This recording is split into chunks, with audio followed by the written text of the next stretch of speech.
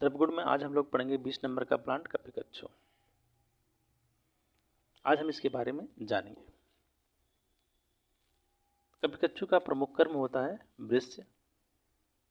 वृष्य मतलब जो sex stimulant होते हैं उसे हम वृष्य कहते हैं। इसी को जनरली बाजीकरण भी कहते हैं। इसके परिवार की बात करें, ये परिवार में लेगुमिनेसी फैमिली का मेंबर है।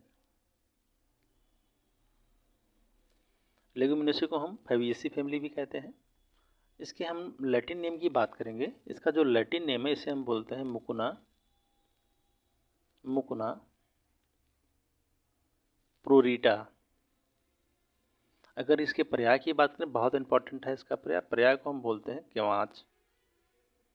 मार्केट में केवाच बीज, कौच बीज, इसी को बोलते हैं आत्मगुप्ता। गुप्ता जी हैं ये, आत्मगुप्ता। इसी को हम बोलते हैं मरकटी। इसी को हम बोलते हैं कंडूरा। इसी को साक्सिम्बी के नाम से भी जाना जाता है। मार्केट में अन्य अन्य नामों से या अन्य अन्य स्थानों पे अन्य अन्य नामों से जाना जाता है। इसी बेसिस पे हम पर्याय को लिखते हैं। बात करते हैं इसके अंग्रेजी नेम की। इसका जो अंग्रेजी नाम है इसे बोलते हैं काऊ, COW, काऊ हैज। इसे हम बोलते हैं काऊ हैज के नाम से। प्लांट जनरली लताओं की तरफ से होते हैं, तो देखने में इसका जो रूप होता है लता, जैसे बोड़ा वगैरह का प्लांट होता है, तो सब्जी हम बोड़ा खाते हैं, उसका जो प्लांट होता है वैसे इसका भी प्लांट होता है। तो इसे हम लता लिख सकते हैं।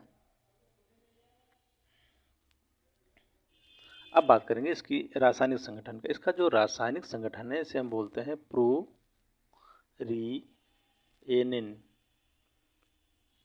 प्रूरिएनिन। ये इसका रासायनिक संगठन है। हमको भी इसका नाम नहीं पता चल रहा है कौन सा केमिकल है, लेकिन इसमें किताबों में यही मिलता है, तो इसे हम लोग याद रखेंगे। अब बात करते हैं इसके गुण की। इसका जो गुण होता है कैसे होता है, गुरु और स्निग्ध होता है। गुड़ में यह गुरु और स्निग्ध होता है। रस में ये मधुर और तिक्त होते हैं।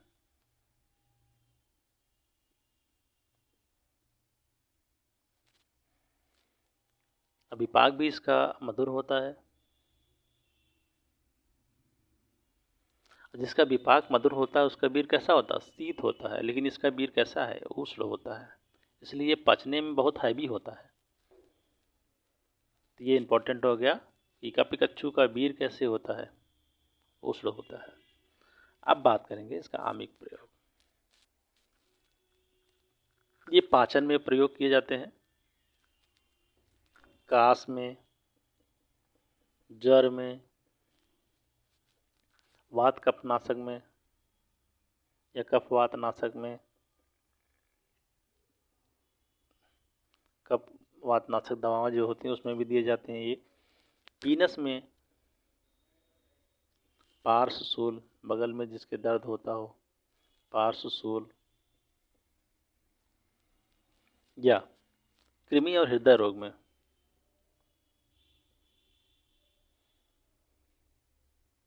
कृमि और हृदय रोग, और इसके अलावा वृष्य तो होता ही होता है, और इसे क्या कहते हैं, मूत्रल भी होता है। जो वृष्य होते हैं वो मूत्रल भी होते हैं मैक्सिमम, ऐसे देखा जाता है। जैसे ये हुआ गोछुर हुआ, कपिकच्छु, गोछुर, ये सब मूत्रल होते हैं, वृष्य भी होते हैं। अब बात करें इसका हम प्रयोग क्या करते हैं। ये जो हम खाते हैं, जो वृष्य होते हैं, एक्सटिमुलेंट होते हैं, वो कौन से पार्ट होते हैं, वो होते हैं इसके बीज। ठीक। और इसका क्या प्रयोग करते हैं, इसका रोम प्रयोग करते हैं और इसका मूल भी प्रयोग करते हैं। ये क्वेश्चन पूछा गया है, पूछा जाता रहेगा कि हम कपिकच्छु का क्या प्रयोग करते हैं। मुख्यतः तो इसका बीज प्रयोग करते हैं, और इसके अलावा इसका रोम, जो इसके फल के ऊपर रोए होते हैं, उसका प्रयोग करते हैं। इसका मूल, इसके जड़ का प्रयोग करते हैं। अगर मात्रा की बात करें, जितनी भी काष्ठ औषधियाँ होती हैं 3 से 6 ग्राम मात्रा होती है। अगर विष वगैरह होती तो मात्रा सबसे बहुत कम होता है। ये विष तो है नहीं, इसलिए मात्रा ये सामान्य सी होंगी, 3 से 6 ग्राम मात्रा लेते हैं इसका चूर्ण। अब बात करते हैं इसका विशिष्ट योग। इसका जो विशिष्ट योग होता है इसे हम बोलते हैं बानरी गुटिका। अजीब सा नाम है, बानरी गुटिका। इसे हम मांस बलादी पाक मांस बलादी पाक। कोई भी बनाते हैं मांस बलादी पाक के रूप में इसका प्रयोग किया जाता है। अब मांस उड़द का भी प्रयोग इसमें करके, और कभी कच्छू बल को बलवर्धक होते हैं। जितने भी वृक्ष होते हैं, जितने भी बाजीकरण रसायन होते हैं, सबके सब बलवर्धक होते हैं। इस सेक्स स्टिमुलेंट तो होते हैं। सेक्स स्टिमुलेंट कब होंगे? जब ये पूरे शरीर के धातुओं को पुष्ट करेंगे, रस रक्त मांस मेद अस्थि मज्जा, जब इनको पुष्ट करेंगे तभी तो ये सेक्स स्टिमुलेंट होती हैं। जब पूरे शरीर के हर चीज़ संपूर्ण मात्रा में रहेगी तभी तो अच्छा वर्क होगा शरीर का।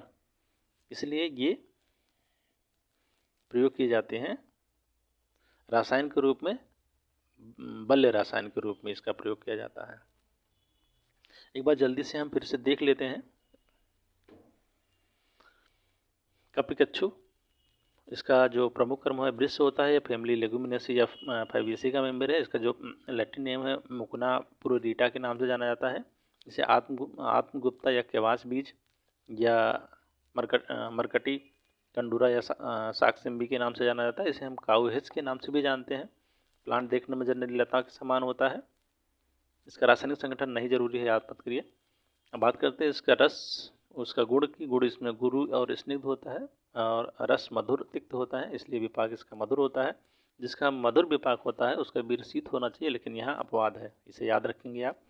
तो बीर इसका उष्ण होता है। आमिक प्रयोग इसका पाचन, कास, ज्वर, कफवात सामक, पीनस, सिरासूल, कृमि, हृदय रोग, मूत्र होते हैं। ये वृक्ष तो होते ही होते हैं। इसका जो हम प्रयोग करते हैं उसका हम प्रयोग करते हैं बीज को और रोम को। इसका बीज और रोम और इसका मूल प्रयोग करते हैं। तो मेनली इसका बीज का प्रयोग करते हैं। और इसका मात्रा की बात करते हैं, इसका 3 से 6 ग्राम मात्रा। और इसका विशिष्ट योग जो होता है बानरी गुटिका या मांस बलादी पाक रसायन के रूप में प्रयोग किए जाते हैं। तो ये था आज हमारा प्लान। Thank you.